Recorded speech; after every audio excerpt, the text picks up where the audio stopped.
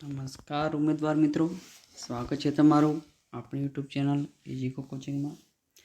મિત્રો, જો અમારી ચેનલને તમે અત્યાર સુધી સબસ્ક્રાઈબ ના કરો જરૂરથી કરી દો, કારણ કે અમે આવી જ ખૂબ જ સરસ સમાચાર માહિતી તમારા માટે અવારનવાર લઈને આવતા હોઈએ છીએ, અપડેટ આપતા હોઈએ છીએ। તો ગુજરાત ગૌણ સેવા પસંદગી મંડળ દ્વારા જે મોટી ભરતી બહાર પાડવામાં આવેલ છે તેની વિગતે આપણે જોઈએ તો આ એનું નોટિફિકેશન છે, જે તમે ઓજસની વેબસાઇટ પરથી તમે ડાઉનલોડ કરી શકો છો। આ ભરતીને લગતી કોઈપણ માહિતી હોય, કોઈપણ સૂચના હોય તો GSSB.gujarat.gov.in પર તમે અપડેટ્સ મેળવતા રહેજો મિત્રો। તો વિગતે જોઈએ તો આની અંદર ટોટલ 2 ગ્રુપ પાડવામાં આવેલા છે, ગ્રુપ એ તથા ગ્રુપ બી। સદર જે જાહેરાત છે ગૌણ સેવા વર્ગ 3 માટેની છે, બરાબર। તો એ પ્રમાણેનું છે। સંવર્ગ વર્ગ 3 ગ્રુપ એની અંદર આપણે જોઈએ તો head clerk, senior clerk, office assistant, collector કચેરીના ક્લાર્ક, કાર્યાલય અધિક્ષક, કચેરી અધિક્ષક, sub registrar grade 1, sub registrar grade 2, stamp નિરીક્ષક, સમાજ કલ્યાણ નિરીક્ષક, મદદનીશ સમાજ કલ્યાણ અધિકારી, સમાજ કલ્યાણ નિરીક્ષક, ગૃહમાતા, ગૃહપતિ, મદદનીશ આદિજાતિ વિકાસ અધિકારી, મદદનીશ સમાજ કલ્યાણ અધિકારી, ડેપો મેનેજર, જુનિયર આસિસ્ટન્ટ વગેરેને આવરી લેવાય છે। જ્યારે ગ્રુપ બીની અંદર મિત્રો જુનિયર ક્લાર્ક અને આસિસ્ટન્ટ ડેપો મેનેજરને આવરી લેવામાં આવ્યા છે। મિત્રો, અહીંયા તમે ખાસ ધ્યાનમાં રાખજો કે અહીંયા તમને આ જે તારીખ આપવામાં આવેલી છે એ છે 4/1થી આની અરજી ફોર્મ ભરવાનું ચાલુ થઈ જશે, બરાબર છે, એ ખાસ ધ્યાનમાં રાખજો મિત્રો। ત્યારબાદ આપણે બીજી તારીખ જોઈએ તો આની અંદર ખાસ ધ્યાનમાં રાખજો કે ભાઈ 31મી તારીખ આની છેલ્લી છે। કઈ તારીખ છેલ્લી છે? 31/1/2024, બરાબર છે। તો એ તારીખ ખાસ ધ્યાનમાં રાખજો, બરાબર છે। અને એની વચ્ચે આપણે આખી અરજી પૂરી કરવાની છે। તમારી જે ફી ભરવાની છે એ ફી તમે 2 ફેબ્રુઆરી સુધીમાં ભરી શકો છો, બરાબર છે। પણ બાકી તમારી જે જાહેરાત જે ભરવાની છે તો તમારે ઓનલાઈન એ પ્રમાણે ભરવાની રહેશે। ત્યારબાદ આપણે જોઈએ તો કોઈ પણ અપડેટ કે એવું કંઈ પણ હોય તો GSSB.gujarat.gov.in પર કોઈ પણ સૂચના હશે એ મૂકવામાં આવશે, એ તમારે ત્યાં જોઈ લેવાની છે એવું કહેવામાં આવ્યું છે। ત્યારબાદ આપણે જોઈએ તો આ બધી સૂચનાઓ તમારે એક વખત વાંચી જવાની છે। ડાઉનલોડ ક્યાંથી કરવાની એ મેં તમને કહી દીધું છે, ઓજસની વેબસાઇટ પરથી તમને માહિતી આખી મળી જશે, બરાબર છે। તો ઓનલાઈન અરજી કરતી વખતે તમારે કોઈ જ પ્રમાણપત્રો જોડવાના નથી, જેવી રીતે તમે અત્યાર સુધી બધામાં અરજીઓ કરેલી છે એવી જ રીતે અરજી કરવાની છે, બરાબર છે, એવી માહિતી આપેલી છે। અને તમે જે મોબાઈલ નંબર જે તમે આપો છો એ મોબાઈલ નંબર પરીક્ષાની જે ભરતી છે પૂર્ણ ના થાય ત્યાં સુધી એનો એ જ નંબર રાખજો, કે એના ઉપર જ બધી અપડેટ્સ કંઈ પણ સૂચના હશે તો એ આવતી રહેશે, બરાબર છે। ત્યારબાદ આપણે જોઈએ તો કે જગ્યાઓ કઈ રીતની છે, તો જુનિયર ક્લાર્ક વર્ગ 3ની ટોટલ 2018 જગ્યાઓ છે। એમાં કક્ષાવાર જે અનામત કક્ષાવાર જે જગ્યાઓ છે એ બધી અહીંયા દર્શાવેલી છે, મહિલાઓ માટેની પણ જગ્યાઓ અહીં દર્શાવેલી છે, બરાબર છે। એમાંથી માજી સૈનિક હોય તો કેટલા લેવાના છે એ પણ લખેલા છે, શારીરિક અશક્ત ઉમેદવાર દિવ્યાંગ કેટલા લેવાના છે એ પણ લખેલા છે।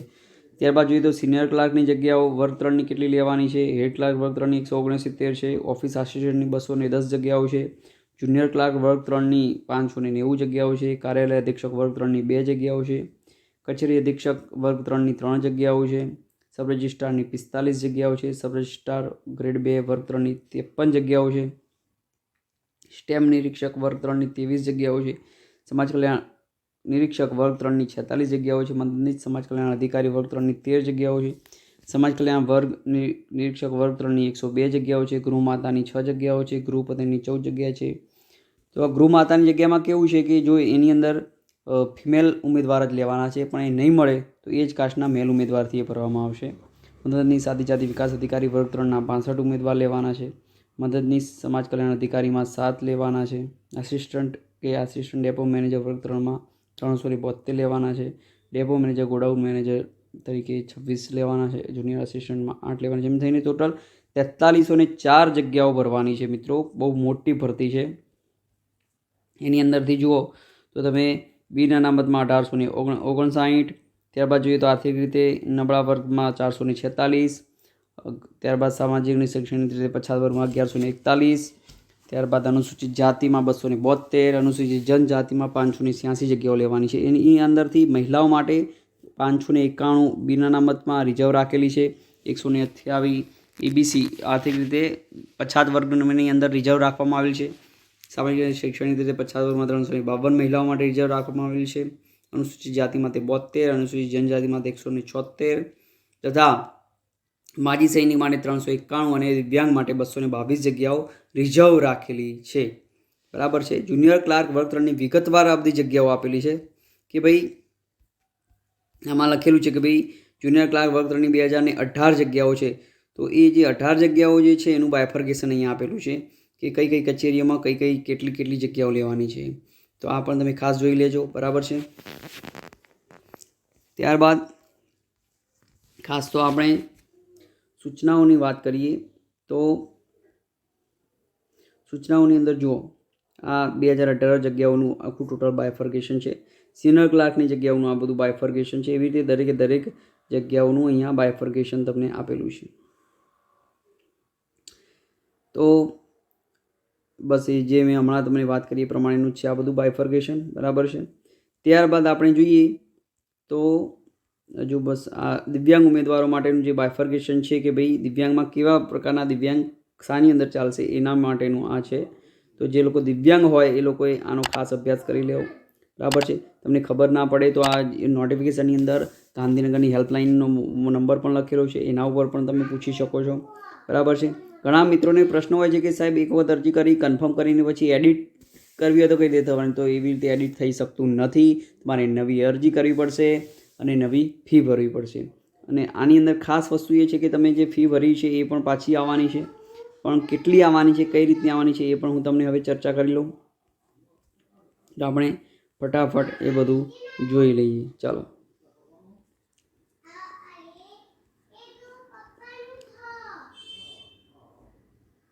તો અહીંયા બધી નોંધ આપેલી છે, આપણે ખાસ જોઈ લઈએ.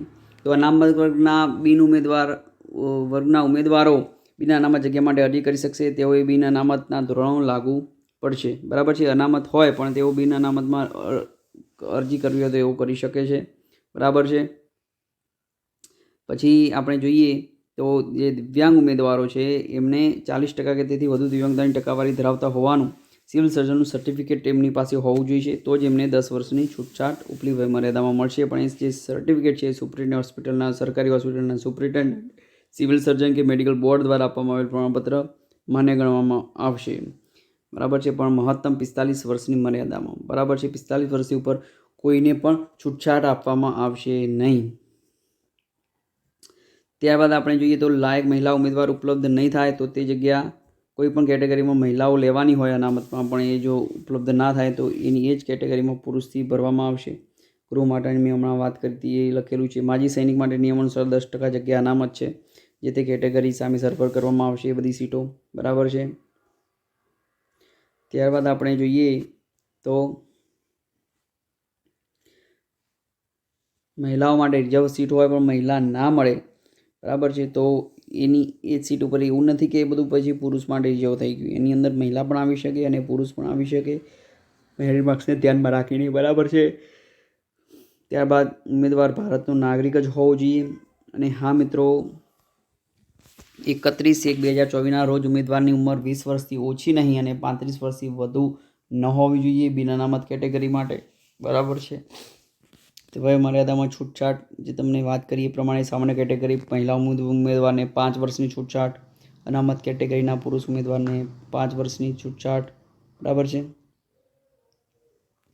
ત્યારબાદ અનામત કેટેગરી મહિલા ઉમેદવારોને 5+5 10 વર્ષની છૂટછાટ, સામાન્ય કેટેગરીના શારીરિક અશક્તતા ધરાવતા ઉમેદવારોને 10 વર્ષની છૂટછાટ, સામાન્ય કેટેગરી શારીરિક અશક્તતા ધરાવતા મહિલા ઉમેદવારોને 15 વર્ષની છૂટછાટ, અનામત કેટેગરીના શારીરિક અશક્તતા ધરાવતા ઉમેદવારોને 5+10 15 વર્ષની છૂટછાટ, અનામત કેટેગરીના શારીરિક અશક્તતા ધરાવતા મહિલા ઉમેદવારો માટે 20 વર્ષની છૂટછાટ છે, પણ મહત્તમ વયમર્યાદા 45 વર્ષની છે. માજી સૈનિકો માટે ઉપલી વયમર્યાદામાં તેઓએ બજાવેલ ફરજનો સમયગાળા ઉપરાંત 3 વર્ષ સુધીની છૂટછાટ મળશે. શૈક્ષણિક લાયકાત મિત્રો સ્નાતક હોવું જ જોઈશે. ભારત સરકારની માન્ય યુનિવર્સિટીમાંથી કરેલું હોવું જોઈએ અથવા તેની સમકક્ષ લાયકાત ધરાવતો તમે કોર્સ કરેલો હોવો જોઈએ.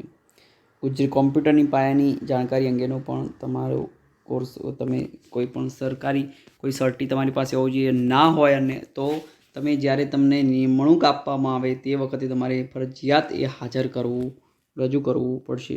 ગુજરાતી અથવા હિન્દી અથવા બંને ભાષાનું પૂરતું જ્ઞાન તમે ધરાવતા હોવા જોઈએ, બરાબર છે.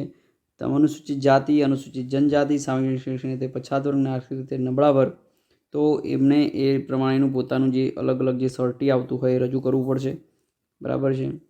તમે જે સાલમાં સર્ટી કરાવો, બક્ષીપંચ માટેની પર્ટિક્યુલર વાત કરું તો એ નાણાકીય વર્ષ સહિતનું 3 વર્ષ સાથેની નાણાકીય વર્ષ સુધીનું તમારે સર્ટી રજૂ કરવું પડશે. એટલે કે 1/4/2021 થી 31/1/2024 દરમિયાન મેળવેલું નોન ક્રિમિનલ સર્ટી જ માન્ય ગણાશે. આવકના બરાબર છે, એ ખાસ ધ્યાનમાં રાખજો. ત્યારબાદ કોઈ પણ EWS કેટેગરીમાં 1/2/21થી અરજી કરવાની છેલ્લી તારીખ એટલે કે 31/1/2024 સુધીનું જ આર્થિક રીતે નબળા વર્ગોનું પ્રમાણપત્ર તમારું માન્ય ગણાશે અને એને લગતા લાભ મળશે, બરાબર છે. એ બધી ખાસ ધ્યાનમાં રાખજો. તમે જ્યારે પણ અરજી કન્ફર્મ કરો છો ત્યારે તમારે ખાસ તમારી બધી વિગતો ચકાસી લેવી પડશે. ત્યારબાદ કોઈ પણ કશું જ થઈ શકશે નહીં.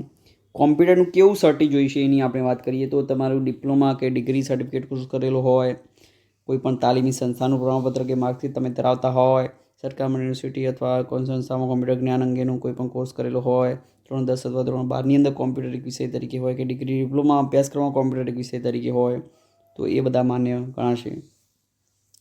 તમે આવું પ્રમાણપત્ર ન ધરાવતા હોય તો પણ અરજી તો કરી શકશો, પરંતુ કોમ્પ્યુટરની નોલેજની પરીક્ષા પાસ કરીને પ્રમાણપત્ર નિમણૂક મેળવતા પહેલાં અચૂક રજૂ કરવાનું રહેશે, અન્યથા નિમણૂક રદ થઈ શકે છે. નિમણૂક મેળવવાને પાત્ર થશે નહીં એવું ચોખવટબદ્ધ શબ્દોમાં લખેલું છે, બરાબર છે. એટલે કંઈ પણ તમારે નોન ક્રિમિનલ સર્ટી હોય, શૈક્ષણિક લાયકાત હોય કે વય મર્યાદા હોય, તમારે બધું જ 31/1/2024ની સ્થિતિમાં જ બધું તમારે ગણાશે, બરાબર છે. હવે આપણે આગળ જોઈએ તો જુઓ, પગાર ધોરણ તમને વાત કરી લઈએ તો ગ્રેડ ક્લાર્કની અંદર 40,800 પગાર છે, સિનિયર ક્લાર્કમાં 26,000, ઓફિસ આસિસ્ટન્ટમાં 26,000, કલેક્ટર કચેરીના ક્લાર્કમાં 26,000 પગાર છે, જુનિયર ક્લાર્કમાં 26,000 પગાર છે, કાર્યાલય અધિક્ષકમાં 49,600 પગાર છે, કચેરી અધિક્ષકમાં 49,600, સબ રજિસ્ટ્રાર ગ્રેડ 1માં 49,600 પગાર છે, સબ રજિસ્ટ્રાર ગ્રેડ 2માં 40,800 પગાર છે, સ્ટેમ્પ નિરીક્ષકની અંદર 40,800 પગાર છે, સમાજ કલ્યાણ નિરીક્ષક એની અંદર 40,800 પગાર છે, મદદનીશ સમાજ કલ્યાણ અધિકારીમાં 49,600 પગાર છે, સમાજ કલ્યાણ નિરીક્ષકમાં 40,800 પગાર છે, ગૃહ માતામાં 26,000, ગૃહપતિમાં 26,000, મદદનીશ આદિજાતિ વિકાસ અધિકારી હોય કે મદદનીશ સમાજ કલ્યાણ અધિકારી હોય એની અંદર 49,600, આસિસ્ટન્ટ કે આસિસ્ટન્ટ ડેપો મેનેજરમાં 26,000, જુનિયર આસિસ્ટન્ટમાં પણ એ જ પગાર છે 26,000, ડેપો મેનેજરમાં 40,800 પગાર છે. પરીક્ષા ફીની વાત કરી લઈએ મિત્રો ખાસ તો આ ભરતીની અંદર પરીક્ષા ફી 500 રૂપિયા બિન અનામત વર્ગ માટે છે અને 400 રૂપિયા અનામત વર્ગ માટે છે, એટલે કે મહિલા હોય કે સમાજ શૈક્ષણિક પછાત વર્ગના ઉમેદવારો હોય, અનુસૂચિત જાતિ, અનુસૂચિત જનજાતિ, આર્થિક નબળો વર્ગ, દિવ્યાંગ કે એક્સ સર્વિસમેન, માજી સૈનિક હોય, એ બધા માટે 400 ફી છે. પણ ફીસ જે છે એ બધી જ તમે જો હાજર રહેશો પરીક્ષામાં તો તમને રિફંડ મળશે. ખાલી એમને ફોર્મ ભરવા ખાતર ભર્યું છે તો તમને ફી રિફંડ મળશે નહીં, એ ખાસ ધ્યાનમાં રાખજો મિત્રો, બરાબર છે. પરીક્ષા ફી ભરવાની છેલ્લી તારીખ 2/2/24 છે, આ ખાસ ધ્યાનમાં રાખજો મિત્રો. 2/2/24 તારીખ છે પરીક્ષા ફી ભરવાની છેલ્લી તારીખ, પણ એની રાહ ના જોતા એના પહેલાં તમારે બધું પતાવી જ દેવાનું છે, ફોર્મ બધું રેડી કરી દેવાનું છે, બરાબર છે. તમે જે માધ્યમથી ફોર્મ ફી ભરેલી છે એ જ માધ્યમથી તમને રિફંડ કરવામાં આવશે. તમે પરીક્ષા ફી ઓનલાઈન જ ભરવાની છે, એની અંદર કોઈ રોકડમાં ભરેલું હશે, ડિમાન્ડ ડ્રાફ્ટ કરેલો હશે, ભાડે પોસ્ટલ ઓર્ડર કરેલું છે, પે ઓર્ડર કરેલું છે, કોઈ પણ સ્વરૂપે ફી સ્વીકારવામાં આવશે નહીં, એ ખાસ ધ્યાનમાં રાખજો. અને જો તમે ઉપસ્થિત નહીં રહો તો પરીક્ષા ફી પરત મળવાપાત્ર રહેશે નહીં, એ પણ ધ્યાનમાં રાખજો મિત્રો. પરીક્ષા પદ્ધતિ જે છે એ શરૂઆતમાં બહુ બધા ઉમેદવારોએ ફોર્મ ભરેલું છે એટલે તમને પ્રિલિમમાં તો બધાને એલાઉ કરશે, કોઈ પણ ડોક્યુમેન્ટ ચકાસણી કરશે નહીં. એ લોકો reasoning 40 marks, quantitative aptitude 30 mark, English 15 mark, Gujarati 15 marks, એમ કુલ ટોટલ 100 માર્ક્સના પેપરો રહેશે, બરાબર છે. તો દરેક 100 પ્રશ્નો દીઠ 100 ગુણની રહેશે. પરીક્ષાનો સમય 60 મિનિટનો છે, 0.25 ગુણ નેગેટિવ માર્કિંગ છે મિત્રો, ખાસ ધ્યાનમાં રાખજો. દિવ્યાંગ કોઈ ઉમેદવાર હશે તો એમને પ્રત્યેક કલાકથી વધારાની 20 મિનિટ એટલે કે વધારાનો સમય ફાળવવામાં આવશે. પ્રાથમિક કસોટી ફક્ત સ્ક્રીનિંગ ટેસ્ટ છે, એ પાસ કરશો એટલે તમને નોકરી મળી જાય એવું નથી, એના પછી મેઇન પરીક્ષા બાકી રહેશે, બરાબર છે. તો એના માટે તમારે ફરીથી પાછી તૈયારી કરવી પડશે. એનો સિલેબસ પણ આપણે હમણાં જોઈ લઈએ છીએ. 7 ગણા ઉમેદવારોને બોલાવવામાં આવશે આ પરીક્ષા પાસ ક્વોલિફાય કરી છે એમાંથી. અને જે લાયક થયેલ ઉમેદવારો આ જાહેરાતમાં શૈક્ષણિક લાયકાત વયમર્યાદા તેમજ અન્ય જરૂરી લાયકાત સંતોષે છે તેમ માનીને મુખ્ય પરીક્ષા માટે શરતી પ્રવેશ આપવામાં આવશે. બરાબર છે. એટલે તમે બધું સાચું જ ભર્યું છે, બધું વ્યવસ્થિત જ છે માનીને જ આગળની પરીક્ષામાં તમને બેસવા દેવામાં આવશે. બરાબર છે. ફાઇનલ જ્યારે નિમણૂક આપવાની છે એ વખતે જ તમારું આ બધું ચેક કરવામાં આવશે એવું કહેવું છે. કોમ્પ્યુટર બેઝ રિસ્પોન્સ છે, CBRTથી પરીક્ષા લેવાની છે. નોર્મલાઇઝેશન પદ્ધતિ બાદના ઉમેદવારના માર્ક્સની પસંદગી યાદી તૈયાર કરવા અને કટ ઓફ માર્ક્સ માટે ગણતરી લેવામાં આવશે. મુખ્ય પરીક્ષાની વાત કરીએ, જે તબક્કો 2 છે એ કોમ્પ્યુટર ગ્રુપ એ માટે વર્ણનાત્મક હશે. ગ્રુપ બી માટે MCQ પ્રકારના પ્રશ્નો ધરાવતી CBRT પદ્ધતિ સ્પર્ધાત્મક પરીક્ષા લેવામાં આવશે. મુખ્ય પરીક્ષા અંગેની વિગતો આ સાથેના એપેન્ડિક્સ C તથા પરીક્ષાનો અભ્યાસક્રમ એપેન્ડિક્સ H મુજબનો રહેશે. તો હવે આપણે આગળ જોઈએ તો લઘુત્તમ લાયકી ધોરણ 40% રાખવામાં આવેલ છે. ઉમેદવાર પ્રત્યેક તબક્કાની પરીક્ષામાં લઘુત્તમ લાયકી ગુણવત્તાનું ધોરણ 40% માર્ક્સ નિયત કરવામાં આવેલ છે. કોઈપણ કેટેગરીના ઉમેદવારો માટે 40% માર્ક્સ કરતાં ઓછું ન્યૂનતમ ગુણવત્તા ધોરણ કોઈપણ સંજોગોમાં નક્કી કરી શકાશે નહીં. એ ખાસ ધ્યાનમાં રાખજો. પસંદગી યાદી કઈ રીતે તૈયાર કરવાની છે? તો ગ્રુપ એ અને ગ્રુપ 2ના જે લાયક ઉમેદવારોની અલગ અલગ યાદી કરવામાં આવશે અને જે ભરવાની જે કેટેગરી વાઇઝ સંખ્યા છે એના 7 ગણા ઉમેદવારોને મુખ્ય પરીક્ષા માટે લાયક ઠરાવવામાં આવશે. એની ફી પણ એ વખતે જ ભરવામાં આવશે. અત્યારે એની મુખ્ય પરીક્ષાની કોઈ જ ફી ભરવાની નથી. તો ત્યારબાદ મંડળ દ્વારા બીજા તબક્કાની મુખ્ય પરીક્ષાની અંતે જે મેળવેલ ગુણ હશે લઘુત્તમ લાયકી ગુણનું ધોરણ તેમજ કેટેગરી વાઇઝ ભરવાની થતી જગ્યાના આધારે ગ્રુપ એ અને ગ્રુપ બી માટે અલગ અલગ આખરી પસંદગી યાદી તૈયાર કરી પ્રસિદ્ધ કરવામાં આવે છે. તેમજ જે ઉમેદવારો પરીક્ષામાં ઉપસ્થિત છે પરંતુ યાદીમાં સ્થાન મેળવી શકે નથી, અસફળ છે, એવા ઉમેદવારોનું લિસ્ટ અલગથી પ્રસિદ્ધ કરવામાં આવશે. બરાબર છે. અને જે લોકોએ પાસ કરી છે એ લોકોની પ્રતીક્ષા યાદી વેઇટિંગ લિસ્ટ બનાવવામાં આવશે નહીં. ચોખ્ખોટ બંધ લખેલું છે કે ભાઈ જે આ જાહેરાત અલગ અલગ સંવર્ગોની સંયુક્ત જાહેરાત આપવામાં આવેલી સામાન્ય વહીવટ વિભાગનો જે આ નંબર આપ્યો છે એ અનુસાર પ્રતીક્ષા યાદી વેઇટિંગ લિસ્ટ બનાવવામાં આવશે નહીં. એ ખાસ ધ્યાનમાં રાખજો મિત્રો. આ ખાસ આનું કોઈ જ વેઇટિંગ લિસ્ટ બનાવવાનું નથી. એ ખાસ ધ્યાનમાં રાખજો મિત્રો. બરાબર છે. હજુ હવે આપણે આગળ વધીએ તો અરજી કરવાની રીત કઈ રીતની છે તો મેં તમને કીધું એ પ્રમાણે 4 જાન્યુઆરી 2024થી 31 જાન્યુઆરી 2024 દરમિયાન તમારે અરજી કરવાની છે. બરાબર. અને તમે એક કરતાં વધારે અરજી કરી છે. ધારો કે પહેલી અરજી કરી એમાં ભૂલ થઈ, બરાબર છે, ફી ભરાઈ ગઈ અને પછી ભૂલ થઈ, કન્ફર્મ થઈ ગયું, ફી ભરાઈ ગઈ, પછી તમને લાગ્યું કે સારું આ ખોટું ભરાઈ ગયું, તો તમારે નવી અરજી કરવાની છે. અને એની અંદર પાછી નવી ફી ભરવાની છે. જૂની ફી તમને એ મજરે નહીં મળે. બરાબર છે. તો નવી અરજી કરશો તો આગળની અરજી આપોઆપ રદ થઈ જશે અને પાછળની અરજી જ ધ્યાનમાં લેવામાં આવશે. બરાબર છે. જે વેબસાઇટ છે ojas.gujarat.gov.in પર જઈને જેવી રીતે તમે ભરો છો એવી રીતે જ બધું ભરવાનું છે. એમાં કંઈ ખાસ નવું છે નહીં. બરાબર છે. પર્સનલ ડિટેલ ભરવાની છે. પરીક્ષાની ગ્રુપ પસંદગી આ બહુ મહત્ત્વની છે કે ભાઈ તમારે કયા ગ્રુપમાં પરીક્ષા આપવાની છે તે માટે કોઈ પણ એક ગ્રુપની પસંદગી કરવાની છે તમારે એજ્યુકેશનલ ડિટેલ્સ ભરાઈ ગયા પછી.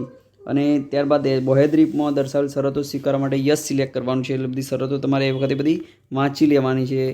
હવે અરજી પૂર્ણ રીતે ભરાઈ ગયેલ છે એવી રીતે તમારે કન્ફર્મ કરીને પછી અપલોડ ફોટોગ્રાફ કરવાનો છે.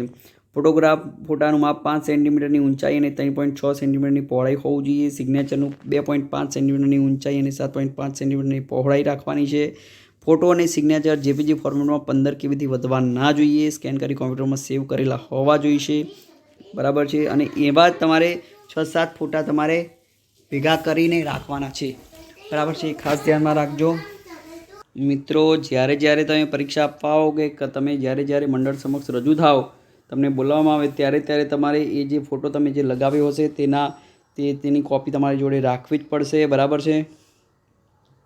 જો તમારી પાસે એવો 4-5 ફોટા એવા નહીં રાખ્યા હોય અને કંઈ તકલીફ થશે, જુદા જુદા ફોટોગ્રાફ રજૂ થશે તો ફાળવણી કે નિમણૂકમાં બાદ આવી શકે છે, જેની સમગ્ર જવાબદારી ઉમેદવારની રહેશે. ખાસ ધ્યાનમાં રાખજો. તમારી અરજી કન્ફર્મ થઈ ગયા પહેલાં તમારે બધું જ ખાસ ચેક કરી લેવાનું છે. ત્યારબાદ કોઈ પણ સુધારો શક્ય થશે નહીં.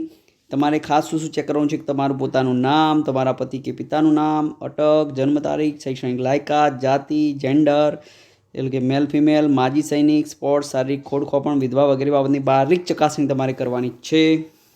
મહિલા જે છે ઉમેદવારો એમને ખાસ જણાવવાનું કે એમણે જે નોન ક્રિમિનલ રજૂ કરવાનું છે એમની વાલીની આવક, પોતાના જે વાલી હોય એમની આવકના પ્રમાણે રજૂ કરવાનું છે, એમના પતિની આવક પ્રમાણે રજૂ કરવાનું નથી. એ ખાસ ધ્યાનમાં રાખજો, નહીં તો પાછળથી તકલીફ આવી શકે છે.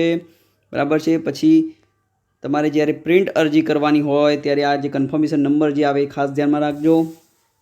તમારી જોબ સિલેક્ટ કરવાની છે અને ત્યારબાદ એની પ્રિન્ટ આઉટ તમારે લેવાની છે. બરાબર છે. તમે એક કરતાં વધારે ફોર્મ ભરેલા હશે, વધારે ફીઓ ભરેલી હશે તો છેલ્લી અરજી અને છેલ્લી ફી જ માને રહેશે. જો આગળનું પહેલું ફોર્મ ભર્યું છે એની ફી પણ ભરેલી છે, પરંતુ બીજું ફોર્મ ભર્યું છે અને એની ફી નહીં ભરી હોય તો તમારી અરજી રદ થશે. એ ખાસ ધ્યાનમાં રાખજો મિત્રો, એવું અહીંયા જણાવવામાં આવ્યું છે.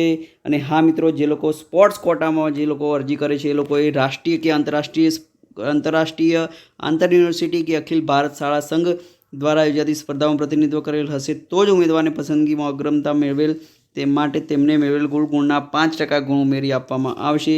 એના સિવાયનું હોય તો તમારે સ્પોર્ટ્સ કોટા દર્શાવવાનો નથી, એવું ચોખવટ બંધ અહીંયા કહેવામાં આવેલું છે.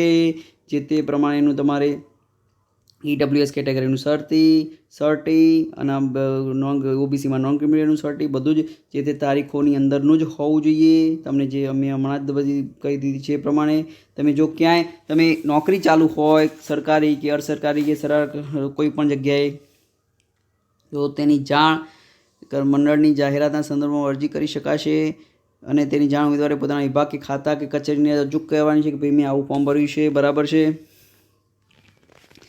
તો અહીંયા જે આ સ્ક્રીન પર દેખાય છે એ પ્રમાણેનો કોઈ પણ ફ્રોડની અંદર તમે ક્યાંય પણ તમે આવશો કે કોઈ પણ તમે પૈસા આપ્યા છે કે કોઈને નોકરી માટે આપ્યા હશે કે કંઈ પણ એવું કર્યું છે, કોઈ ખોટું નામ ધારણ કર્યું છે, બનાવટી દસ્તાવેજ બનાવે છે, પરીક્ષામાં ચોરી કરતા હશો, કંઈ પણ સાચી માહિતી છુપાવતા હશો, કંઈ અશ્લીલ ભાષા ક્યાંય વાપરી છે, બીભત્સ ભાષા વાપરી છે, પરીક્ષાખંડમાં ગેરવર્તણૂક કરી છે, કોઈ સ્ટાફને પરીક્ષામાં રોકાયેલા સ્ટાફને તમે આડકતરી રીતે હેરાન કર્યા છે, શારીરિક રીતે ઈજા કરવાનો પ્રયત્ન કર્યો છે કે કંઈ મંગાવ્યું છે, કંઈ પણ દોષિત થશે તો તમે મંડળમાંથી સંપૂર્ણપણે મંડળની સીધી પસંદગી માટે લેવાતી કોઈ પણ પરીક્ષામાં બેસવામાંથી અથવા તો રાજ્ય સરકારની કોઈ પણ નોકરીમાંથી કાયમી રીતે અથવા તો કોઈ પર્ટિક્યુલર મુદત માટે તમને બાકાત રાખી શકે છે અને તમારી અરજી આપોઆપ રદ થઈ જશે. ખાસ ધ્યાનમાં રાખજો.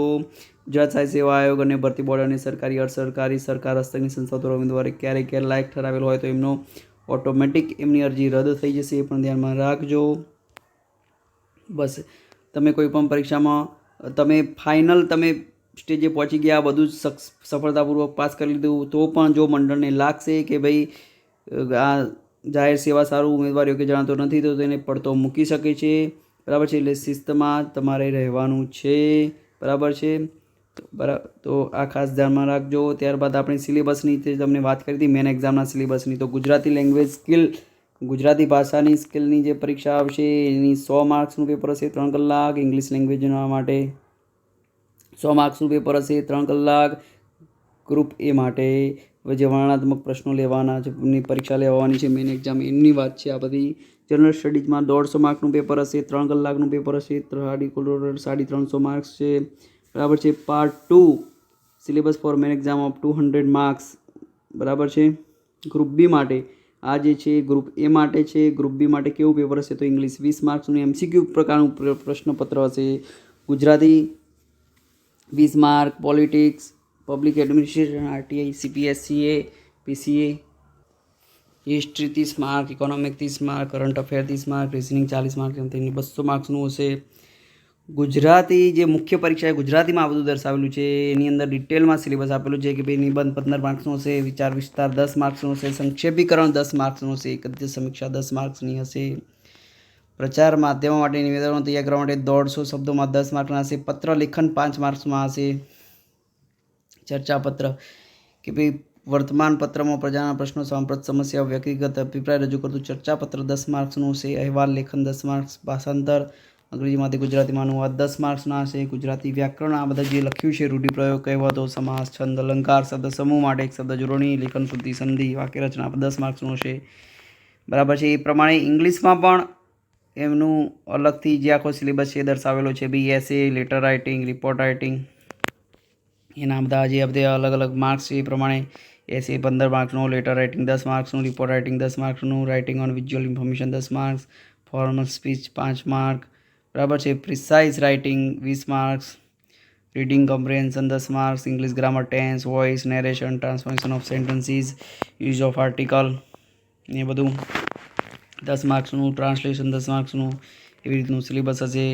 ત્યારબાદ આપણે જોઈએ તો પાર્ટ 3 જે છે જનરલ સ્ટડીઝ મેન એક્ઝામ જે છે ડિસ્ક્રિપ્ટિવ, એની અંદર ગુજરાતી મીડિયમમાં હિસ્ટ્રી ઓફ ઇન્ડિયા હશે. આખું આ જે બધું જે સિલેબસ જે તમને દેખાય છે એ પ્રમાણેનો સિલેબસ હશે. ત્યારબાદ કે કલ્ચરલ હેરિટેજમાં આ પ્રમાણેનો સિલેબસ, જિયોગ્રાફીમાં આ પ્રમાણેનો સિલેબસ હશે, સાયન્સ એન્ડ ટેકનોલોજીમાં આ પ્રમાણેનો સિલેબસ હશે. ખાસ ધ્યાનમાં રાખજો મિત્રો. Indian state system and constitution, બંધારણ, એડમિનિસ્ટ્રેશન, ગવર્નન્સ, બરાબર છે. આ પ્રમાણે ટૂંકમાં જે તમને જે સિલેબસ દેખાઈ રહ્યું છે એ પ્રમાણેનો સિલેબસ તમારો પરીક્ષાની અંદર હશે. તો એ પ્રમાણે તમે તૈયારી કરજો, ફોર્મ ભરજો. બેસ્ટ ઓફ લક પરીક્ષા માટે. પરીક્ષાની તારીખો ખાસ ધ્યાનમાં રાખજો મિત્રો.